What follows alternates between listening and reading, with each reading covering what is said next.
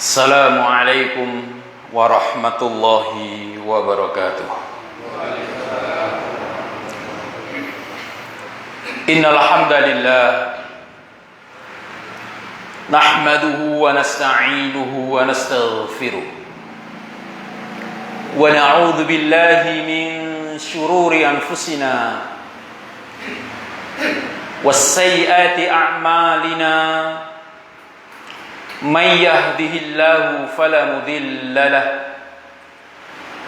wa man yudlil falan tajida lahu waliyan mursyida. Ashhadu an la ilaha illallah wahdahu la syarika lahu wa ashhadu anna Muhammadan abduhu wa rasuluhu la nabiyya wa la rasula ba'dah. Allahumma salli wa sallim ala nabiyyina Muhammad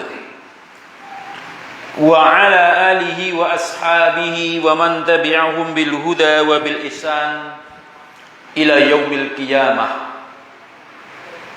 Rabbi shrah li sadri wa yassir li amri wahlul 'uqdatan min lisani yafqahu qawli, amma ba'd. Fa inna asdaqal hadits kitabullah wa khairal hadi hadi Muhammadin sallallahu alaihi wasallam wa syarrul umur muhdatsatuha fa inna kulla muhdatsatin bid'ah wa kulla bid'atin dhalalah wa kulla dhalalatin finnar. Ma'asyiral muslimin, saudaraku kaum muslimin ingkang mugi tansah dipun berkahi dening Allah tabaraka wa taala. Puji syukur dhateng Allah tabaraka wa taala, Allah ingkang sampun paring kathah kenikmatan dumateng kula dalah panjenengan sami. Shalawat ugi salam mugi-mugi tansah katur kunjuk dumateng panjenenganipun Rasulullah sallallahu alaihi wasallam. Para bapak, para ibu lan para sederek sedaya ingkang mugi tansah dipun berkahi dening Allah tabaraka wa taala. Alhamdulillah, kula dalah panjenengan sami dipun paringi nikmat dening Allah taala pinanggihan malih wonten masjid yang mulia punika. Niki pekan ketiga napa ingkang sampun dipun agendakan kalian Dewan Kemakmuran Masjid. Jika pertan yang pertama kita membaca kitab Riyadhus Shalihin, wonten pekan ketiga kita akan membaca kitab Masail Al-Jahiliyah. Masail punika permasalahan-permasalahan, Al-Jahiliyah punika ya permasalahan-permasalahan jahiliyah. Masyhur menjadi istilah syariat ingkang tegesipun perilaku-perilaku ingkang nate dipun lampahi kalih tiang-tiang pada masa jahiliyah. Khalafahum bihi Rasulullah sallallahu alaihi wasallam, di mana dengannya Rasulullah diutus, di mana dengannya Rasulullah berusaha untuk menghilangkan perilaku-perilaku tersebut sebagai misi ajaran beliau diutusnya oleh Allah tabaraka wa taala. Seperti biasanya, sebelum kita bahas tentang pembahasan isi dari kitab Masailul Jahiliyah ini, perlu kita mengenal terlebih dahulu Kitab Masailul Jahiliyah punika sebuah karya, sebuah kitab ingkang dipun tulis oleh beliaunya Syekh Muhammad Ibnu Abdul Wahhab rahimahullah tabaraka wa ta'ala, seorang ulama mujaddid yang hidup sekitar abad ke-12 Hijriah. Jadi piyambak ini pun beliau dilahirkan pada tahun 1115 Hijriah.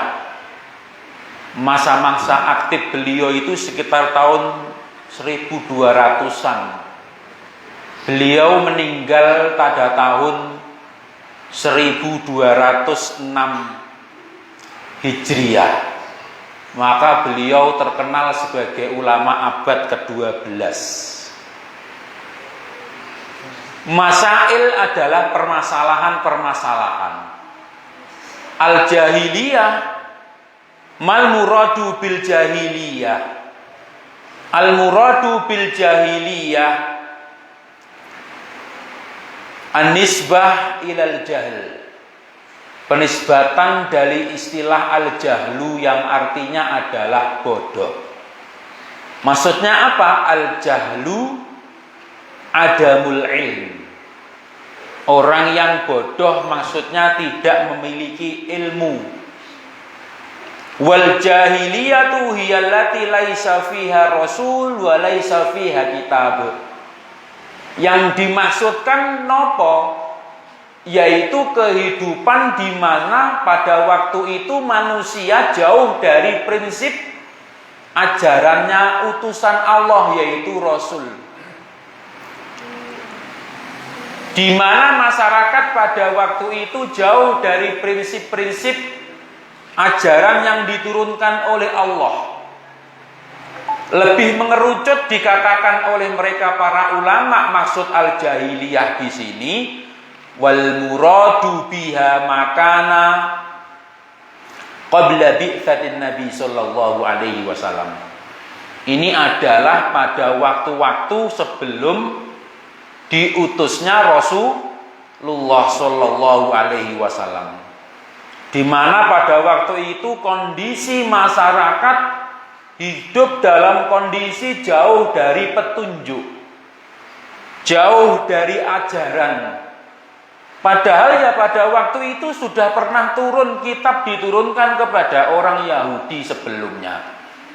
Padahal waktu itu juga pernah diturunkan kitab kepada orang Nasrani sebelumnya.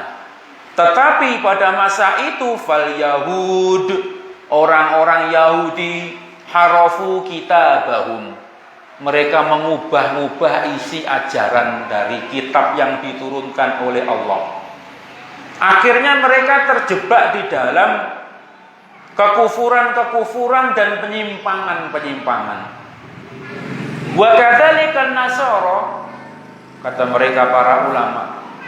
Begitupun orang-orang Nasrani, mereka juga merubah kitab mereka Al-Injil dan mereka akhirnya menyimpang dari apa yang diturunkan oleh Allah tabaraka wa taala. Jadi berbicara tentang Islam itu, sebelum kita membaca tentang kejayaan Islam yang diberikan oleh Allah Ta'ala niku, kondisi bangsa Arab sebelum datangnya Islam seluruhnya mu'arrikh min ashabis siyar, para ahli sejarah, mereka sepakat mengatakan bahwasannya kanal arabu qablal Islam jahiliyah. Bangsa Arab ini sebelum datangnya Islam, diutusnya Rasulullah, lama mereka hidup dalam kondisi tanpa ilmu, tanpa petunjuk yang disebut dengan jahiliyah. Meskipun ya ada orang-orang yang masih berpegang teguh kepada prinsip-prinsip ajaran al-Hanifiyah, ajarannya Ibrahim dan Ismail di bangsa Arab pada waktu itu. Jadi orang-orang Arab pada waktu itu terbagi menjadi dua, yang disebut dengan orang jahiliyah ini, yang pertama, pembagian yang pertama adalah kismun, satu pembagian kelompok manusia yang mereka mengikuti ittaba'ad dayanat as-sabiqah, al-Yahudi, Nasrani, wal Majusiyah. Tetapi ada juga mereka kemudian meninggalkan ajaran tersebut, meskipun ada juga di antara mereka orang-orang yang masih mengikuti ajarannya Nabi Ibrahim dan Ismail di tanah Arab pada waktu itu. Sampai nanti datangnya seorang yang terkenal dengan namanya yang disebut oleh Rasulullah dengan Amr ibn Luhai al-Khuzai. Ini orang yang pertama kali membawa kesyirikan di tanah Arab.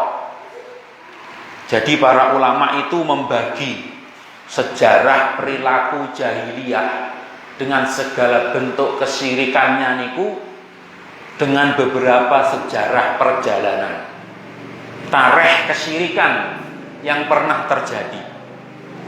Lek panjenengan mengingat dalam sejarah pertama kali muncul terjadinya kesyirikan di dunia ini kapan bapak-bapak, ibu-ibu sekalian?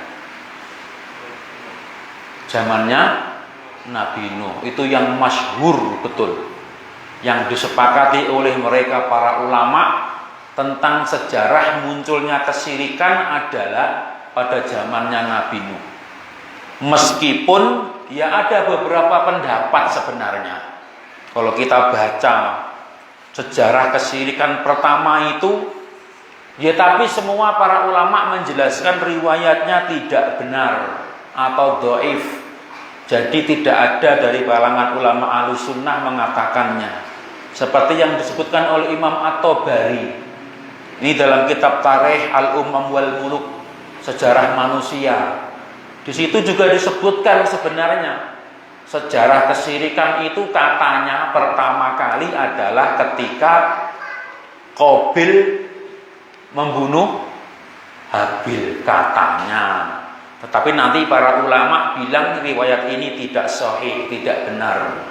Tetapi ya ini masyhur juga, kita ketahui saja barangkali ada. Ini disebutkan dalam Tarikh Al-Umam wal Muluk.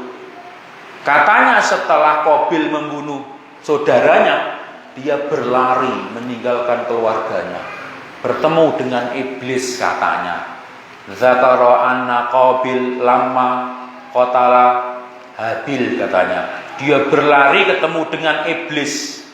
Akhirnya pada waktu itu dia menceritakan iblis itu, wahai Qabil, sebenarnya Habil itu diterima korbannya, serta kan waktu itu berselisih masalah korban. Kok kenapa Habil itu selalu dapat keberuntungan, korbannya diterima, gadis yang dicintai oleh Qabil dinikahkan dengan Habil. Itu membuat marah, hasad.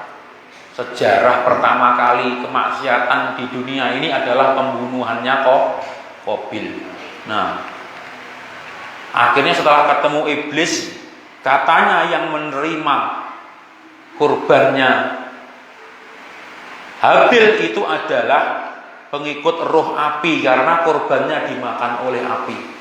Ya sudah, kalau begitu Qabil, dalam kitab itu disebutkan, kamu buat saja sebuah satu persembahan yang berupa kuil untuk kamu mengagungkan pengikut roh api katanya. Tapi riwayat ini Imam At-Tabari mengatakan bahwasanya ini ada kelemahan. Jadi yang mengatakan pertama kali kesyirikan itu kisah ini tidak dipakai oleh mereka para ulama. Ada lagi juga yang mengatakan katanya pertama kali sejarah kesyirikan itu pada zamannya Yarad bin Malail. Ketika pada waktu itu Yarad membuat satu berhala-berhala sehingga banyak orang keluar dari Islam katanya gitu. Ini ayahnya Nabi Idris katanya. Ini juga disebutkan dalam kitab Tarikh Al-Umam wal Muluk. Tetapi lagi-lagi beliau mengatakan ada perawi yang bernama Mutaham bil Kadzib. Ini nggak bisa diterima lagi, lemah. Jadi kita tidak mengatakan yang pertama. Ada lagi yang mengatakan kisahnya Qabil ketika Adam meninggal. Adam meninggal, kemudian bagaimana bingung, ada satu tempat yang di situ mereka punya untuk pengagungan. Akhirnya mereka akan meniru kaum tersebut, membuatkan tempat kuburannya Adam, katanya itu dalam kitab Al-Asnam karya Ibnul Kalbi. Tetapi ini juga riwayatnya lemah juga, begitu. Nah, kita sesuai dengan riwayat yang sahih dari riwayat Ibnu Abbas, dan sejarahnya ini disebutkan di dalam Al-Quran. Sejarah kesyirikan pertama kali itu ketika zamanan Nabi Nuh. Dalam surah Nuh ayat 23 disebutkan, Allah berfirman yang artinya wa qalu la tadharunna alihatakum. Ini kisah tentang orang-orang soleh pada zaman Nabi Nuh, yaitu Wadda, wala Suwa'a, wala Yahutha, wala Ya'uqa, wa Nasra. Ini orang-orang soleh yang ketika itu kata Ibnu Abbas ini adalah asma'u rijali sholihin, nama orang-orang soleh pada zaman Nabi Nuh min qaumin Nuh. Falamma halaku, ketika orang-orang soleh ini meninggal, orang-orang itu digoda. Masa orang sebaik itu kok kamu biarkan begitu saja? Ya mbok dibuat kenang-kenangan. Lek biyen kene iki enek wong soleh ora umum, digoda oleh syaitan yang menjelma. Di dalam sebuah riwayat Ibnu Abbas menjelaskan begitu, disebutkan oleh Imam Al-Bukhari. Akhirnya tergodalah mereka membuat semacam prasasti, kenang-kenangan lah begitu. Kayak batu nisan untuk kenang-kenangan, prasasti lah begitu. Dibuat situ, kemudian awalnya nggak disembah. Ya awalnya mereka itu sebagai kenang-kenangan saja. Satu generasi belum disembah, dua generasi belum disembah, ketiga, keempat, terus ketika lama terjadi orang-orang ini sudah meninggal, orang yang membuat prasasti tadi itu, orang-orang mulai menyalahgunakan. Kene biyen ki pernah gene Mbah Fulan, akhirnya mengagung-agungkan.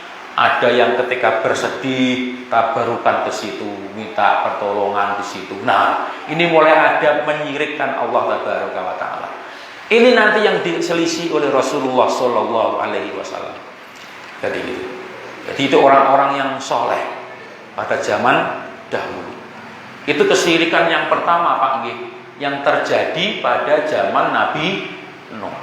Sampai kemudian kuburannya orang-orang soleh tadi itu diagung-agungkan dan kemudian disembah.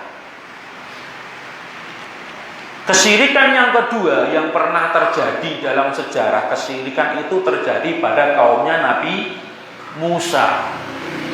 Ketika mereka menyembah sapi. Nah, begitu. Kesyirikan lagi pernah terjadi pada kaumnya Nabi Nasoro Isa. Mereka yang menuhankan Nabi Isa, menganggap Allah punya anak, anaknya ya Isa itu. Allah ada Tuhan Ibu, Tuhan Bapak. Nah, ini kesyirikan. Nah, yang kita bahas ini asyirku fil Arabi, kesyirikan kejahiliahan yang ada di tanah Arab. Di tanah Arab yang tadi dibawa oleh siapa? Amr bin Luhai Al-Khuzai. Jadi dia ini seorang yang ternama pada waktu itu, tokoh lah begitu.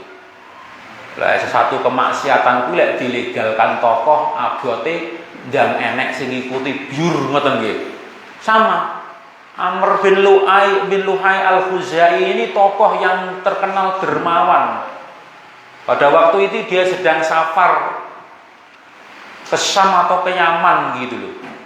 Nah, pada waktu itu kemudian dia pulang, waktu di situ dia bertemu orang-orang itu nyembah satu patung. Ini apa? Kami kalau meminta kepada patung ini akan dikabulkan katanya. Apa benar? Karena dia orang kaya, tak tumbase iki patunge. Pertama kali digletaki patung wonten sisine Ka'bah nggih pada waktu itu. Siapa? Amr bin Luhai Al-Khuzai. Akhirnya wong-wong sing biasane ngikuti ajarane Ibrahim dan Ismail, pertama kali enek patung di situ diletakkan di samping Ka'bah. Orang-orang diajarkan untuk meminta kepada itu, padahal biasanya dia hanya meminta kepada Allah. Sejarahnya begitu di tanah Arab. Belum nanti sejarah kesyirikan yang terjadi di umatnya Nabi Muhammad. Itu yang dimunculkan oleh orang-orang Syiah, tapi itu pembahasan kita bukan itu. Jadi perkara masalah jahiliyah, tentang masalah akidah. Kitab yang akan kita baca ini, Masail Al-Jahiliyah ini, nanti dibagi-bagi oleh beliaunya Syekh per bab-bab yang sangat banyak, sampai ratusan. Meskipun sedikit-sedikit ada persamaan, tapi beliau menganalisa yang seperti itu adalah sifatnya orang jahiliyah. Jangan sampai kita terjebak dengan sifat-sifat yang seperti itu. Begitu maksudnya Syekh Muhammad Ibnu Abdul Wahab menjelaskan supaya kita tidak terjebak dengan perilaku jahiliyah. Karena dengannya Rasulullah diutus, dengannya Rasulullah menyelisihi perilaku tersebut untuk dijauhi.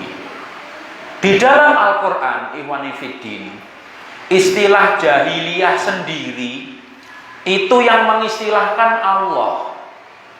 Jadi bukan istilahnya para ahli sejarah, bukan istilahnya manusia-manusia. Allah langsung di dalam Al-Quranul Karim, Allah menyebutkan setidaknya istilah dengan pembacaan, dengan ucapan al-jahiliyah itu.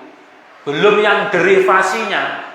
Derivasi itu ya turunan-turunannya, arti makna yang mengandung makna jahiliyah.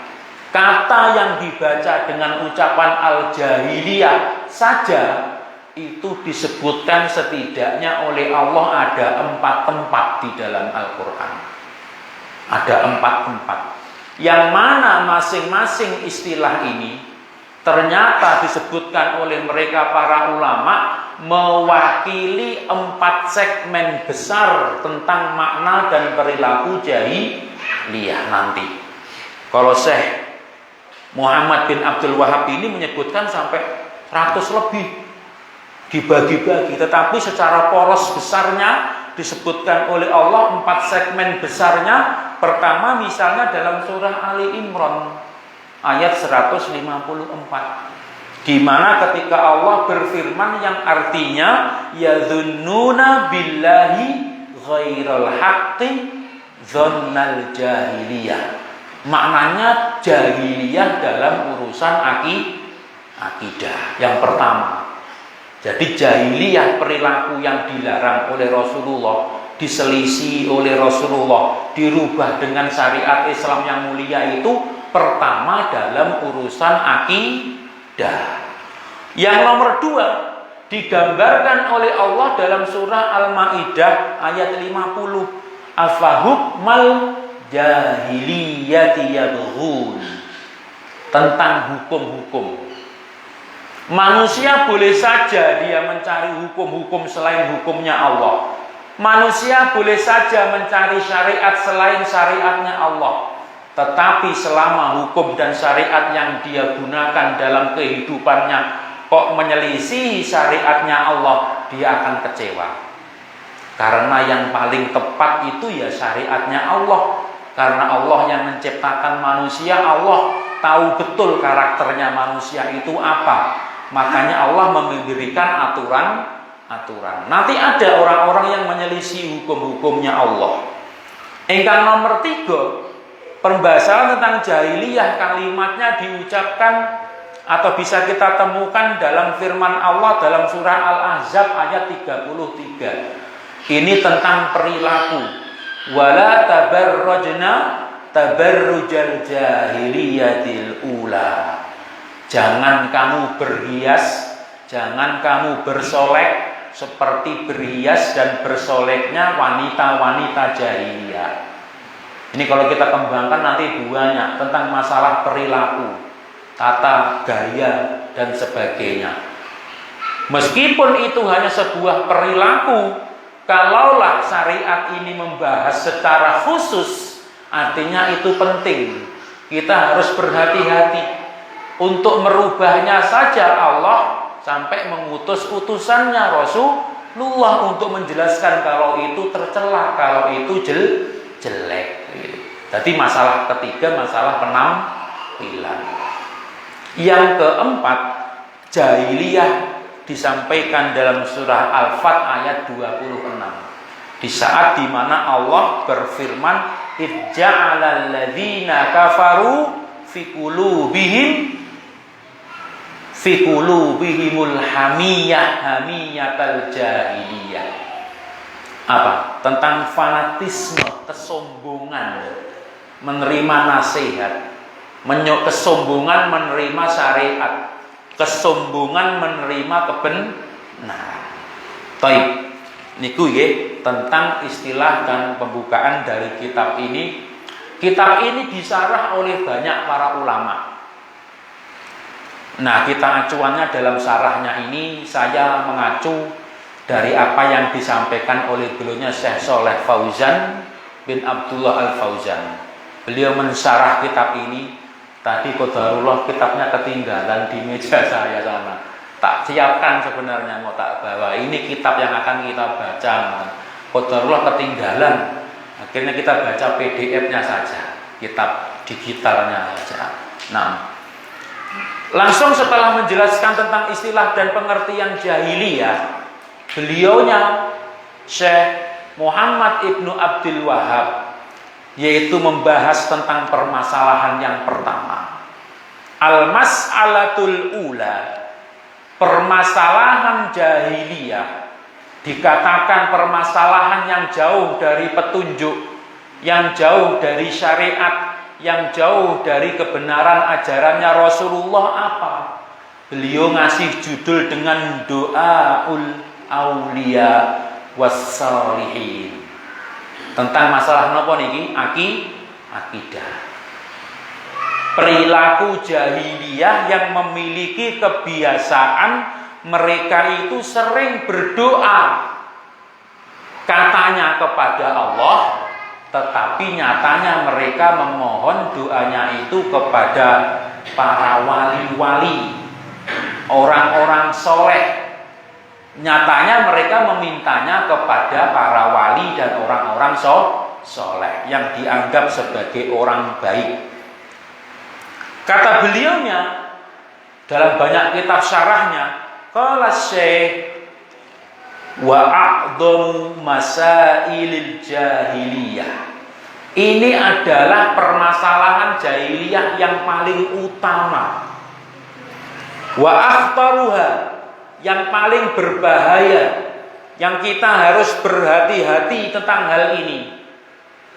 Tentang masalah akidah. Tentang masalah bagaimana mentauhidkan Allah Tabaraka wa Ta'ala. Jadi dulu orang-orang jahiliyah itu mereka mendustakan Rasulullah Shallallahu Alaihi Wasallam. Tidak mau beriman kepada Rasulullah Shallallahu Alaihi Wasallam. Ketika dijelaskan janganlah menyembah Tuhan kecuali kepada Allah saja, mereka mengatakan kami ini tidak menyembah itu, tetapi mereka itu hanya akan kami jadikan perantara saja, begitu. Kalau nanti zaman sekarang jawabannya seperti itu, kalau ditanya mengapa kamu kok berdoanya di kuburan orang soleh, mengapa kok kamu berdoanya di tempatnya orang-orang yang sudah meninggal yang dianggap sebagai wali-wali, kemudian mereka menjawab, kami ini tidak menyembah kuburan, tetapi kami menyembah Allah dengan sarana mendekatkan diri kepada orang soleh, katanya. Berarti perilaku itu nanti hendaknya kita berhati-hati Itu mirip perilaku orang jahiliyah yang dulu diingatkan oleh Rasulullah kemudian mentengkelek, ngeten nggih, tetap membangkang. Itu maksudnya. Kitab ini disampaikan begitu maksudnya. Namun ya ini yang membuat Rasulullah kemudian sampai diusir, Bapak-bapak Ibu. Rasulullah itu tiang ingkang paling sae dan banyak dicintai oleh kaumnya, nggih to? Namun gara-gara Rasulullah berdakwah ngajak tiang-tiang kon hanya menyembah Allah saja, akhirnya nopo tabaddala hubbu Quraisyin bughdan wa qurbuhu bu'dan wa sidquhu kadziba. Kecintaan mereka itu menjadi benci kepada Rasulullah. Kedekatan mereka dengan Rasulullah menjauh. Kejujuran Rasulullah menjadi didustakan. Para ulama menyebutkan banyak dilakukan, akhirnya Rasulullah dimusuhi, dicaci maki. Muwasalatu sukhriyah wal istihza, diejek-ejek. Al-hailulah bainan nas wa baina istima'i ilan nabi. Wong-wong sing biasane mendengarkan nabi semakin didodohne saking Rasulullah. Makanya pembahasan ini adalah berat, Pak.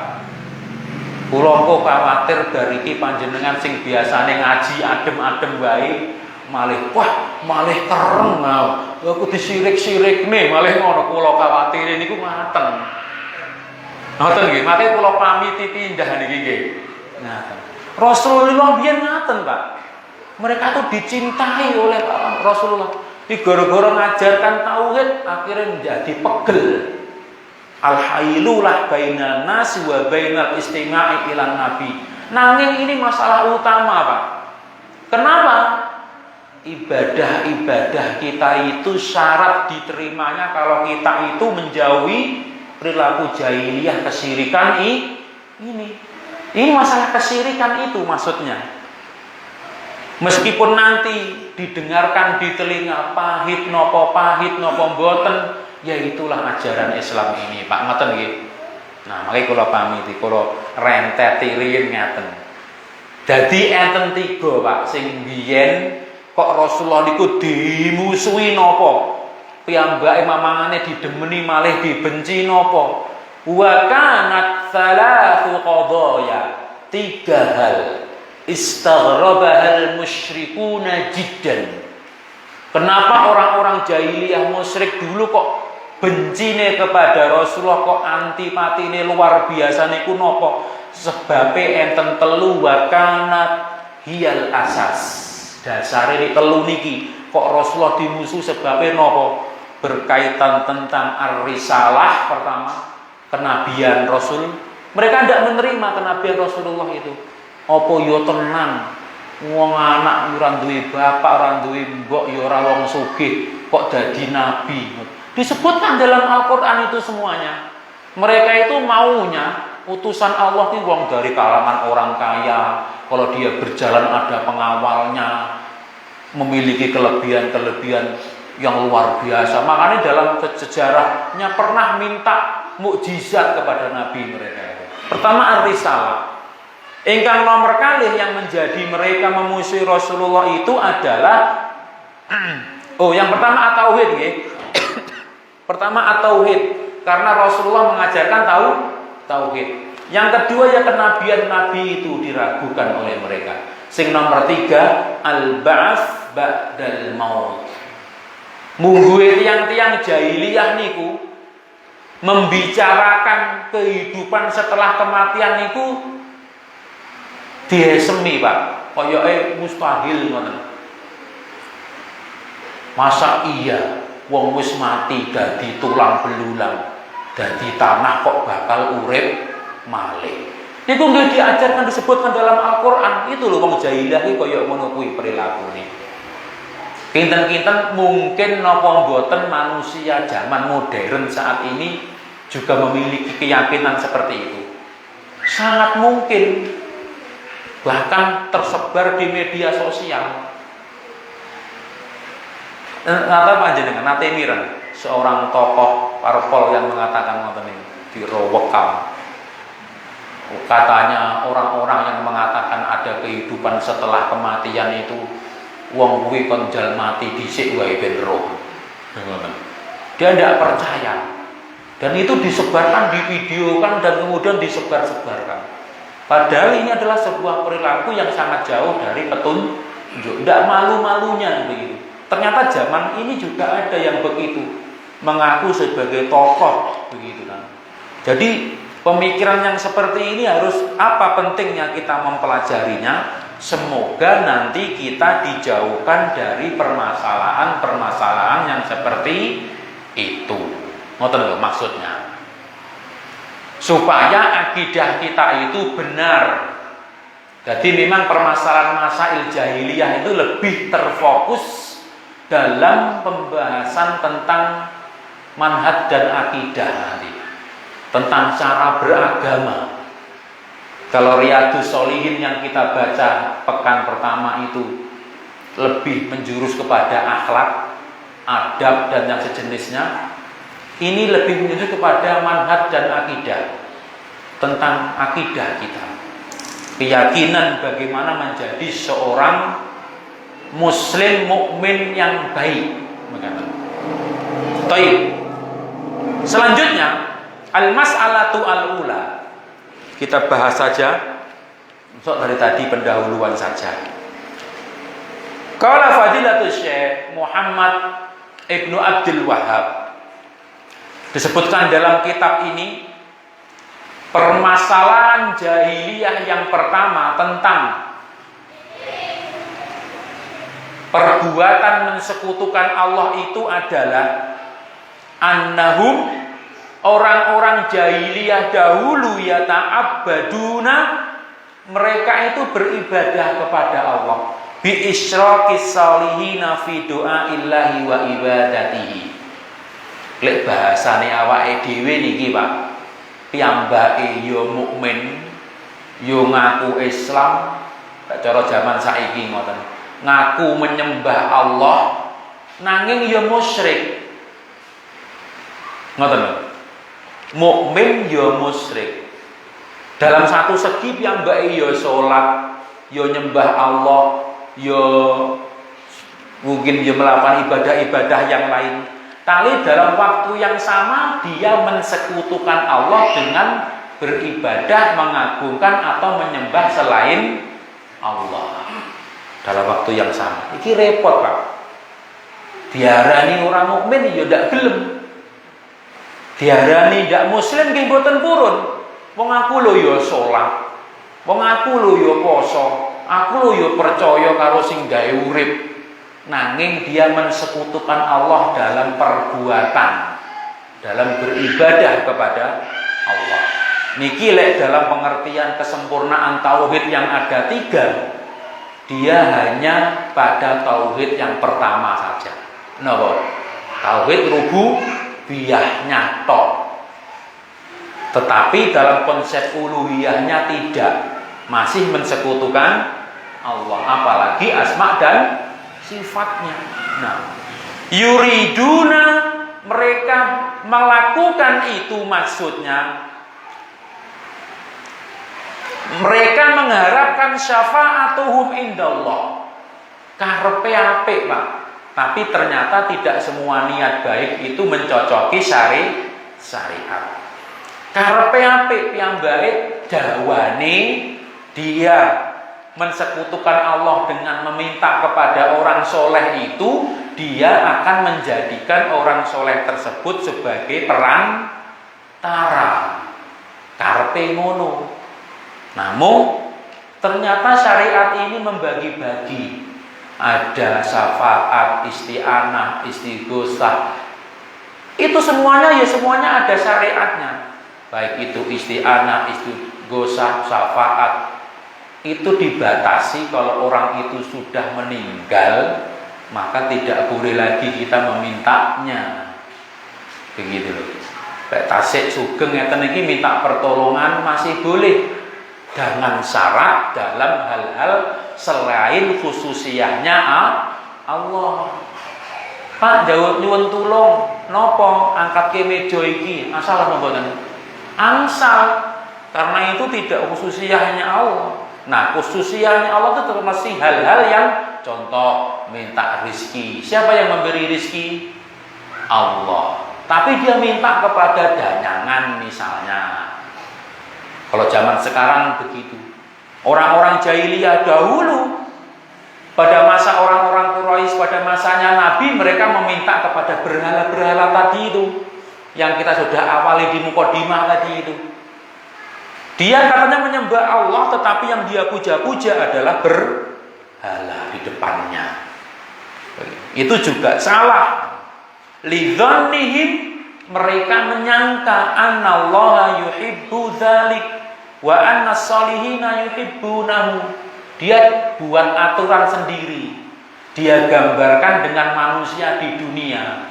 Ini kalau Syekh Muhammad bin Abdul Wahab cuma segini saja penjelasannya. Kalau Ibnu Qayyim al-Jauziyah dalam kitab Ad-Da'wah wa Dawa penjelasannya, mereka menyamakan Allah dengan para pembesar-pembesar mereka di dunia. Menyamakan dengan manusia yang senang dipuji kalau dia punya pengawal. Menyamakan dengan para penguasa-penguasa yang dia kalau mau menemuinya harus laporan dulu sama ajudannya.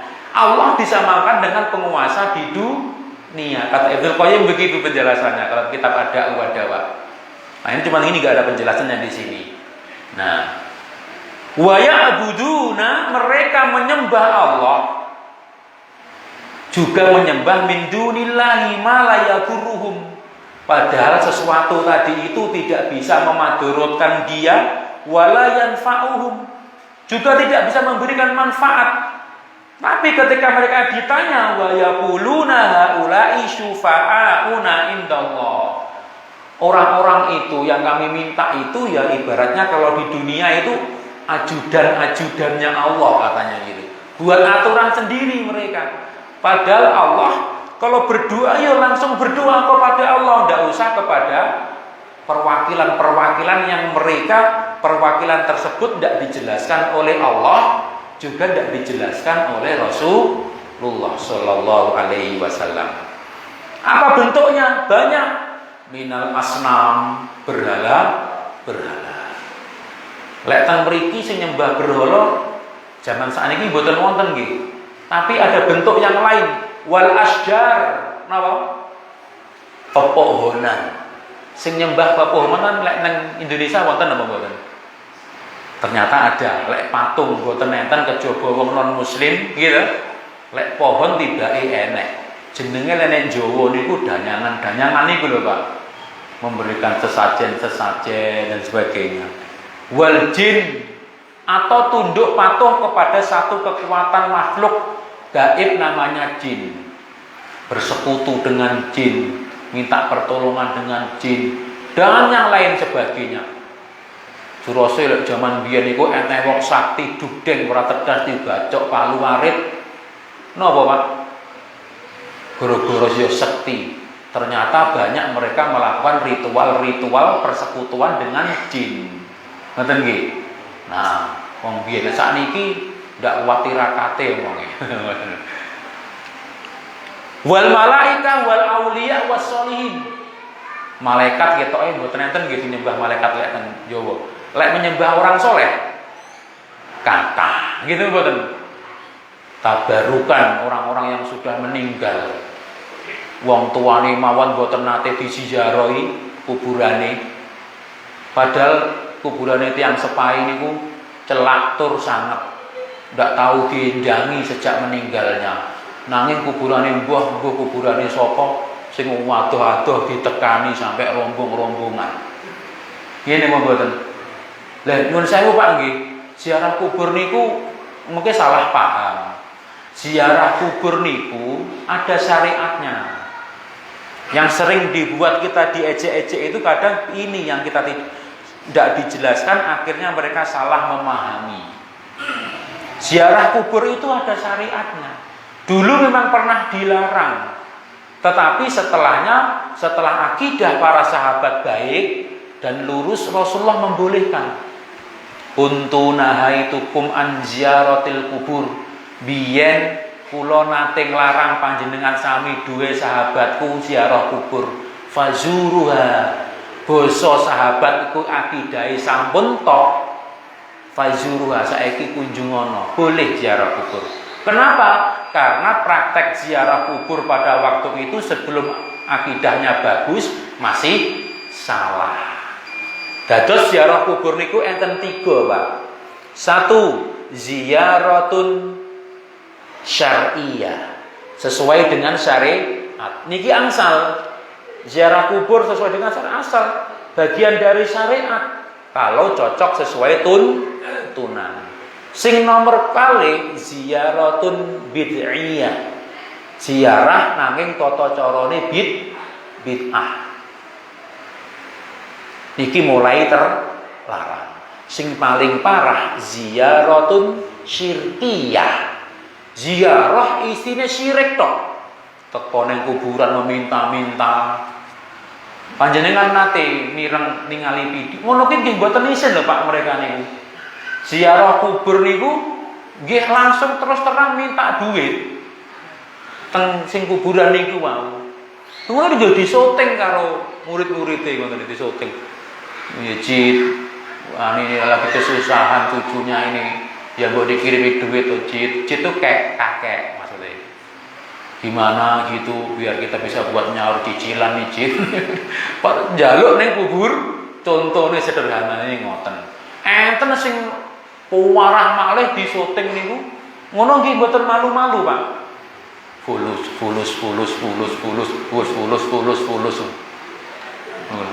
Maksudnya Pak Yotro, dia menghadap ke kuburan terus dikira ya duit. Ngono sing sampai ya bahasa Arab ngono ki, sampai dicampuri basa Jawa. Abang piye mbuh ngono aku mboten apa. Maksudnya ya tujuannya golek donya, njaluk duit wonten kuburan. Belum lagi yang praktek-praktek yang lainnya. Banyak orang yang mau ujian datang ke kuburan para wali-wali supaya ujiannya lancar. Banyak praktek-prakteknya. Maksudnya begitu. Jadi sebenarnya masail jahiliyah ini dulu disampaikan oleh Syekh Muhammad bin Abdul Wahab itu contoh orang terdahulu.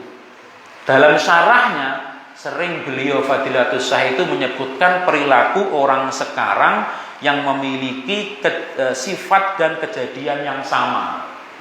Begitu. Jadi pusatnya tadi pertama kali zaman Nabi Nuh, kesyirikan pertama kali berasal dari pengagungan terhadap orang soleh. Leres nggih? Kemudian apa ada dalam umat ini? Banyak Pak. Dan bahkan menjadi satu ajaran. Kalau kita baca kitab Mausu'ah Al-Firaq Al-Muntansabah lil Islam yang dinisbatkan kepada Islam, ajaran menyimpang tetapi dikatakan merupakan bagian dari ajaran Islam. Banyak orang yang terkecoh, banyak orang yang keliru memahaminya. Karena buku itu ditulis juga pakai bahasa Arab, ditulis juga Syekh fulan. Sampai kemudian ini loh juga dalam kitab ini. Ya memang ada dalam kitab. Tapi kitabnya yang menulis kitab yang dikenal sebagai orang yang menyimpang. Begitu. Contohnya apa? Dulu kula lek nate pas alit niku enten tiyang niku memiliki ketakutan kepada selain Allah. Padahal kalau itu tidak dijelaskan dalam dalil, kita tidak boleh memiliki keyakinan seperti itu. Kuncinya syariat itu begini, Pak. Kalau tidak dijelaskan dalam Al-Quran atau hadis Nabi dan para salafus soleh, berarti itu bukan ajaran kita. Tapi ternyata ada saja yang mengajarkan. Misalnya dalam kitab Al-Futuhat Al-Makkiyah. Judulnya apik napa apik Pak niki? Judulnya apik nggih? Al-Futuhat Al-Makkiyah. Niki ingkang nulis kitabe seorang yang terkenal sebagai tokoh Wahdatul Wujud, seorang tokoh sufi di Andalusia, namanya Ibnu Arabi. Senes Ibnul Arabi lho Pak nggih. Lek Ibnul Arabi niku tokoh Ahlussunnah wal Jamaah. Lek Ibnu Arabi itu seorang tokoh sufi. Namanya hampir sama.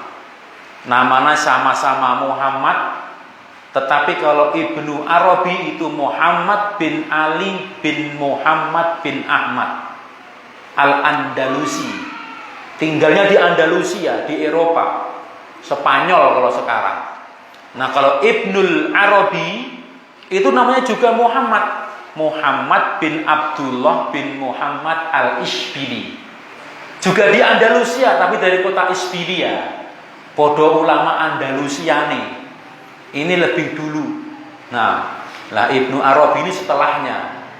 Nah, Ibnu Arabi ini yang satunya ulama ahlu sunnah, satunya tokoh Wahdatul Wujud. Dia punya karya, judulnya Al-Futuhat Al-Makkiyah. Begitu.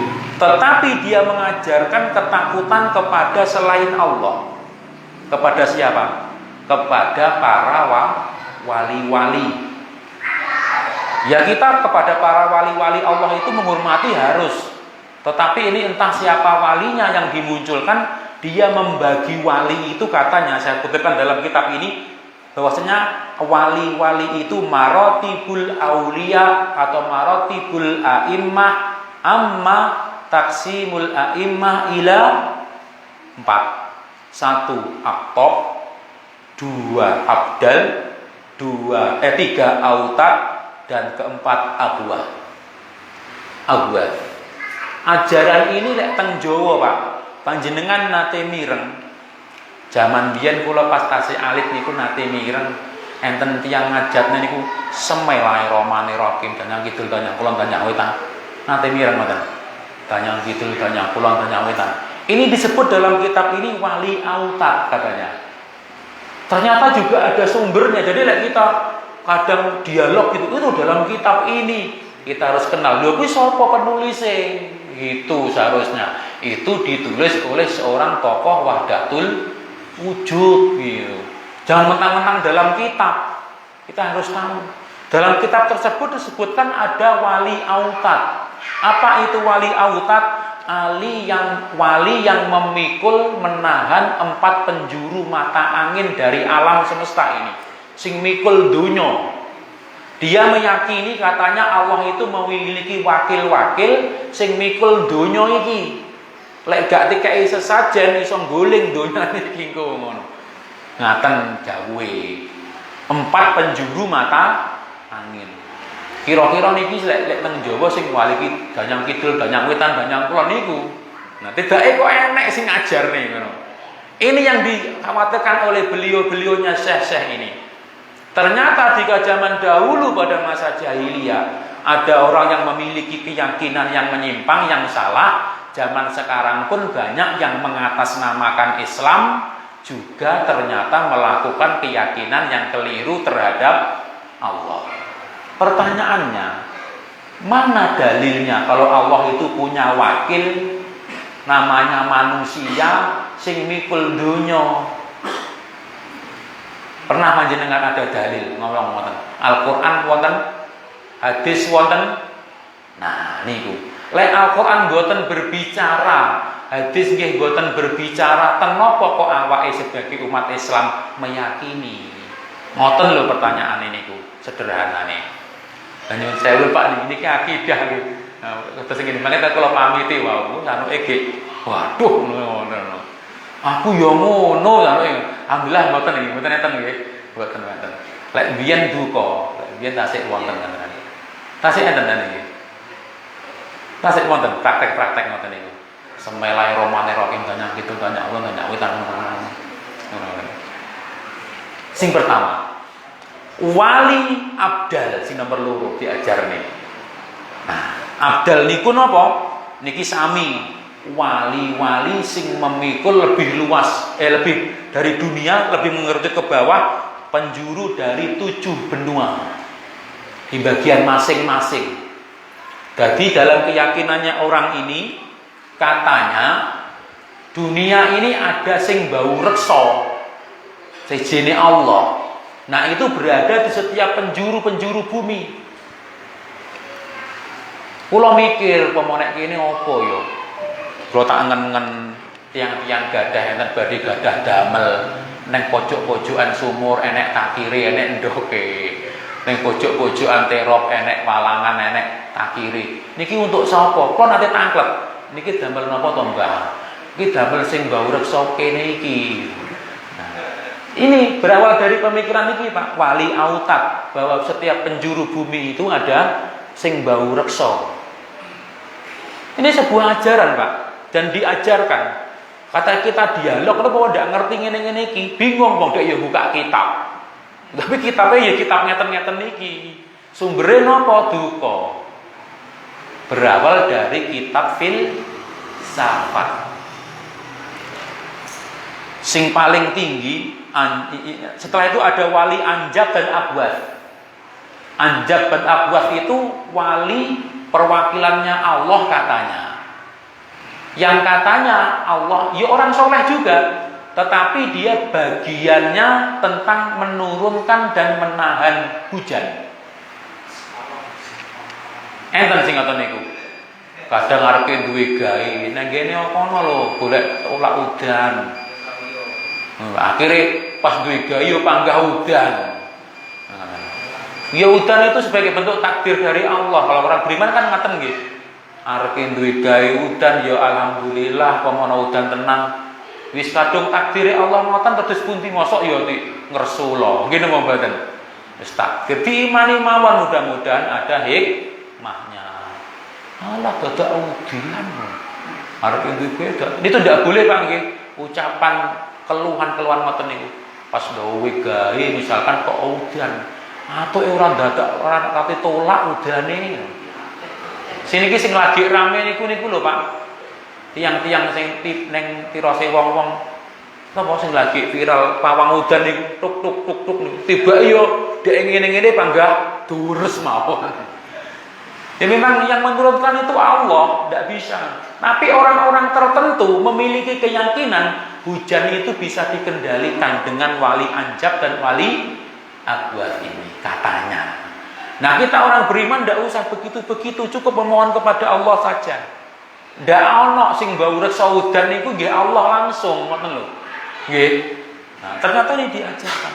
Dan yang paling tinggi yang memiliki keyakinan mereka meyakini Allah punya wakil namanya Aqtab, wali Aqtab. Panjenengan biasane enten wong selawatan begini iki enten. Ya Aqtab ngoten. Enten nate mireng ngoten. Asra kalah barang ngoten enten niki. Disebut-sebut tidak sadar, makanya aran-aran solawat itu didengarkan Pak, artinya nopo nih. Kalau nih tengah ngeri pujian-pujian, kadang-kadang nyebut. Ya Autat, ya Aqtab, dulu ini sebut-sebut, berdoa kepada selain Allah. Padahal dia orang mukmin Pak, dia orang Muslim. Mau julu tidak mukmin dia tidak gelem. Tetapi dia dalam satu waktu dia beribadah kepada Allah, satu waktu yang sama dia mensekutukan Allah.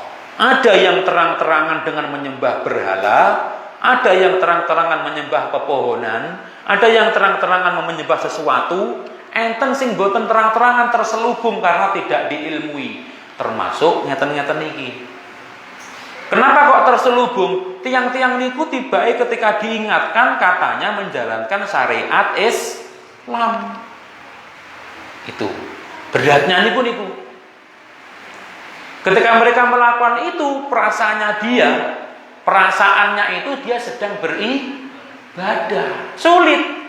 Makanya kemarin kebidahan itu dosa yang paling dicintai oleh iblis. Kenapa? Karena pelakunya seringkali ketika melakukan kebidahan yang menjurus kesyirikan tersebut tidak pernah merasa melakukan kebidahan.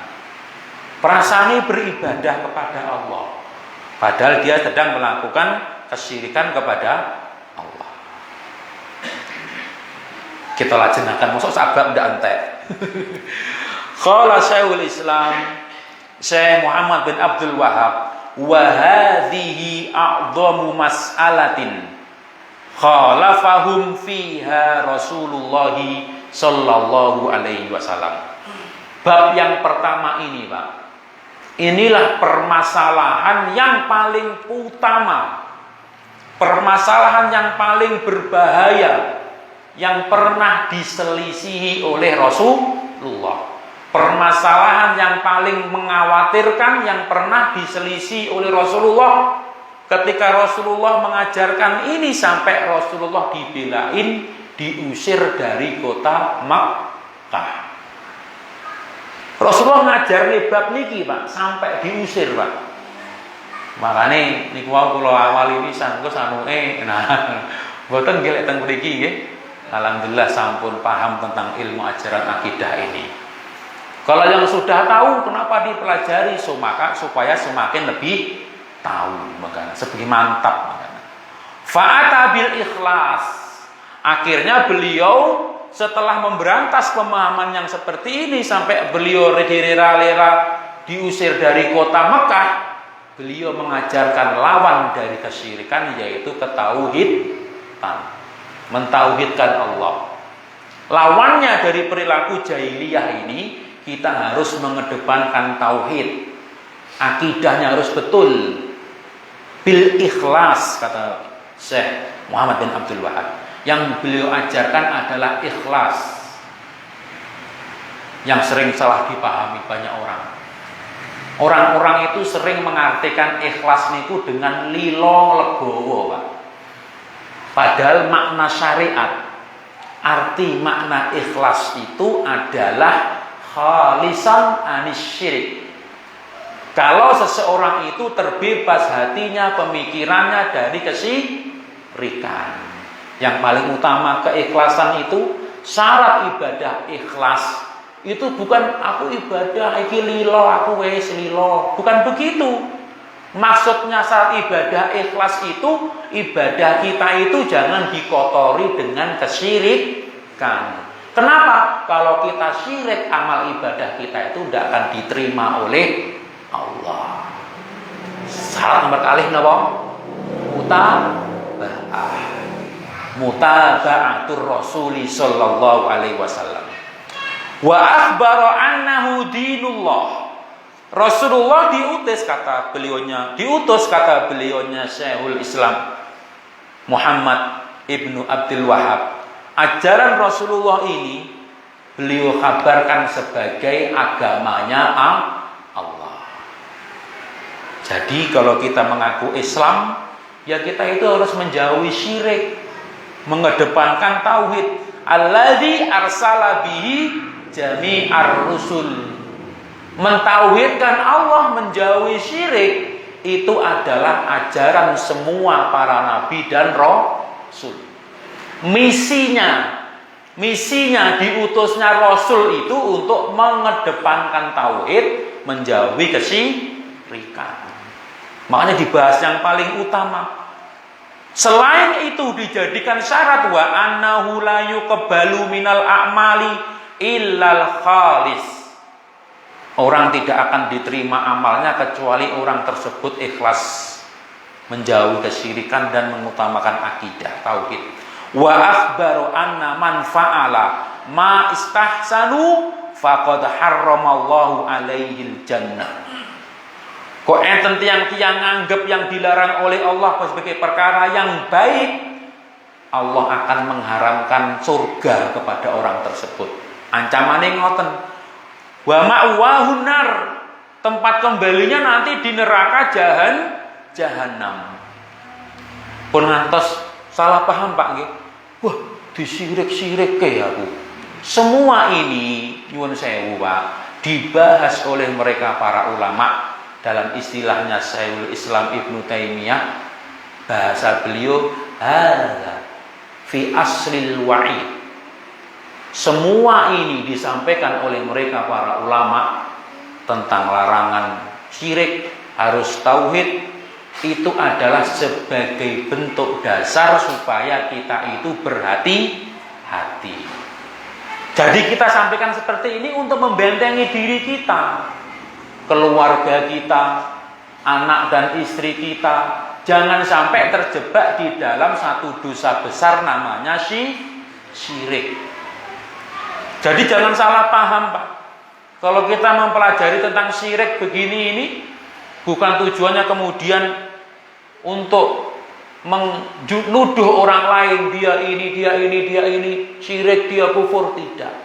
Awalnya kita itu mengangkat raf'ul jahl supaya kita tidak tergolong orang jahiliyah. Apa itu? Dalam pengertiannya adamul ilm, tidak memiliki ilmu tentang agama. Begitu awalnya.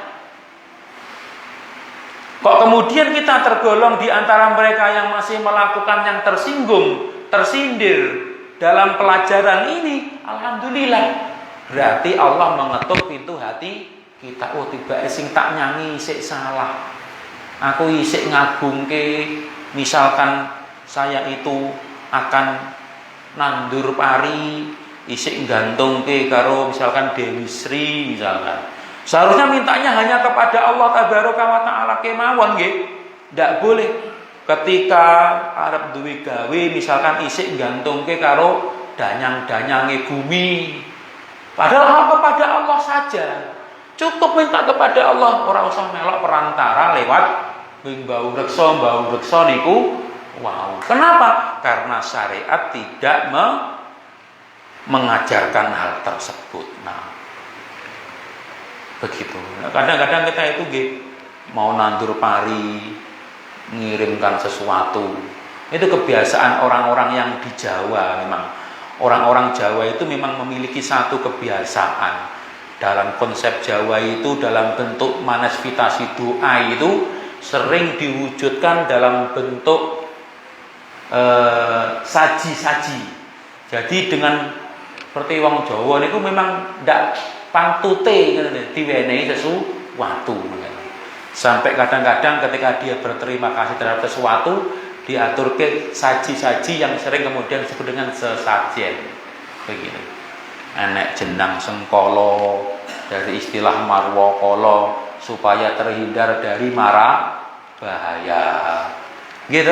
Kadang-kadang begitu, ada istilah-istilah seperti itu. Ada kadang-kadang keyakinan-keyakinan roh, macam-macam dalam bentuk-bentuknya. Misalnya sampai ketika ada orang lahiran saja meyakini bahwasanya bayi itu nggawa danyang. Bayi niku nggawa danyang. Sing dikenal dengan kakang kawah, getih, otot, kuser. Nah, sampai kemudian memberikan kesembahan-kesembahan. Sampai kemudian ketika ada orang lahir meyakini wah ini danyange temannya, masih kemudian sampai diberikan pengagungan dengan bentuk misalkan pengagungan teman bayi itu tadi. Kadang disampaikan dalam bentuk mantra-mantra misalkan marmarti kakang kawah adi ari-ari getih otot besar pusing metu saka margoin langsung metu saka ora margoin sing metu bareng sedina nini among kaki among momoci raganin pun ngene mboten mban-banono aku rinten kelawan bengi tak opahi kembang sengkala jenang sengkala atau tak opahi kembang wangi diberikan sesajinya. Seharusnya ketakutan kita terhadap hal-hal yang seperti itu kalau tidak ada dalilnya dalam Al-Quran atau hadis Nabi, kita tidak usah takut. Lek ndak begitu nanti anaknya ndak iso anu. Nah, ndak iso ngene, ndak ngene, kuwi iso bahaya. Begitu. Ada lagi ketika ada seperti yang disebut dengan napa jenenge mbubak. Kadang-kadang lek wong Jawa teng griya kula niku enten sing Bismillahirrahmanirrahim surdat surdit gajah galak guntur geni kaki dadung ngawuk ini dadung ngawuk aja sira gawe raja kayaku cuh ketiban iduku putih ketiban iduku abang diwenehne wonten pinggir sawah. Nah begitu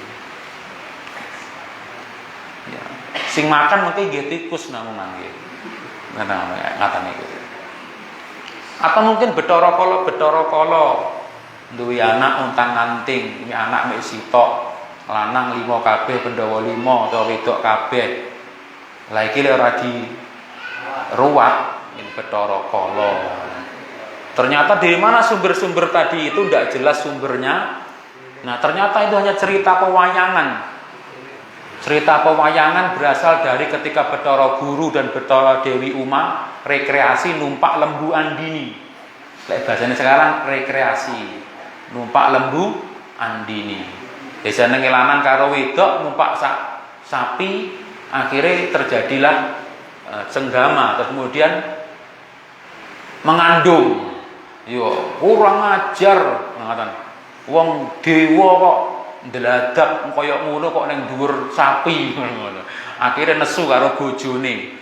Dewi Uma dikutuk dadi buta. Nah, karena dalam kondisi mengandung dibuang, dilemparkan dari kayangan. Cerita wayang to niki.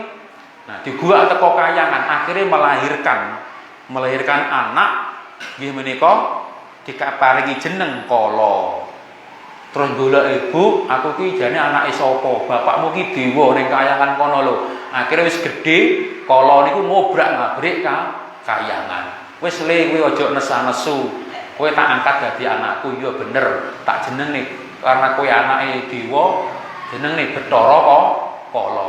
Tak ngeki panganan lek ene wong bayi, anake sitok untang-anting panganen, ya kuwi pangananmu, anake 5 panganen. Tibake Bathara Kala lilihe karo sesajene dalang. Gitu.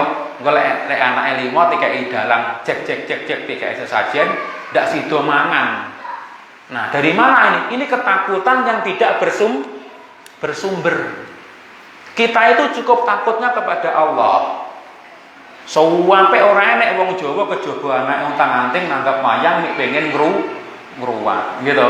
Wedi kalih karepe dhewe karo cerita entah dari mana sumbernya. Lek kita mengaku beriman kepada Allah, cukup percaya terhadap takdirnya Allah, semuanya tadi Allah yang menetapkan. Selama Allah tidak memberikan aturan, kita tidak usah membuat aturan sendiri. Ini yang disebut dengan dzon tadi. Yadzunnuna billahi ghairil haq, dzonnal jahiliyah. Punya prasangka-prasangka yang salah. Prasane Allah punya wakil-wakil, prasane Allah punya ajudan-ajudan di muka bumi. Akhirnya muncul ketakutan-ketakutan. Makanya orang itu kalau akidahnya kuat, ya manter, Pak. Ndak gopok weden. Wah, ini weden. Nyuwun sewu, Pak nggih. Nah, ini masalah akidah nggih.